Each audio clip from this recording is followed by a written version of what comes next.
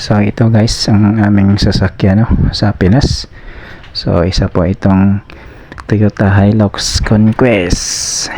So ang kulay naman niya ay isang oxide bronze. So ito sa loob guys, ito naka-leather po. Tapos may ilaw siya sa gilid. Tapos yung manibela niya napakaganda. Yan po ang mga upuan, mga naka-leather na po. Manibela maganda. Ang handling, tapos ito yung screen niya. So maganda yung screen niya. So ayan guys, yan po ang sa loob niya. At ito naman dun sa may passenger side. So passenger seat ito.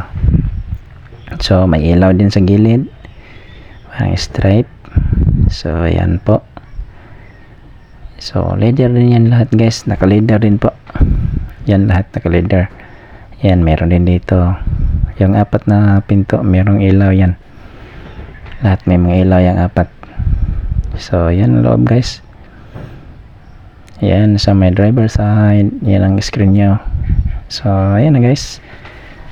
Tapos yan, leather yan lahat nasa loob, naka-leather yan. So lahat leather lahat ng upuan niya, naka-leather pati sa gilid. Yung parang may sandalan ng kamay, naka-leather din yan.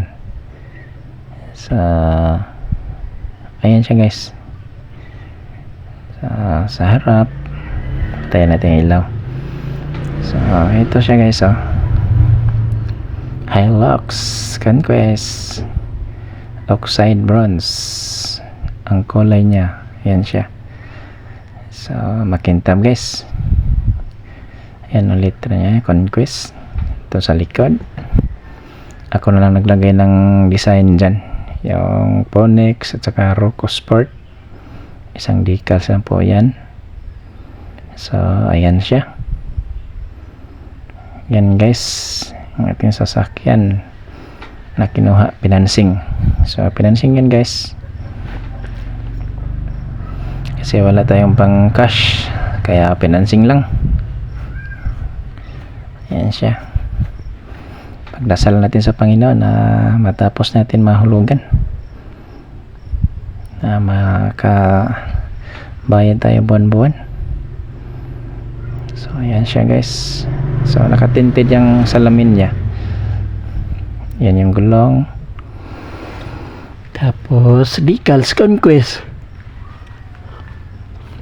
Yan po. So yan sa takip ng sa tangke niya, ako na lang nag-ano niyan. Yan sa paggas, ako na nagbili yung cover sa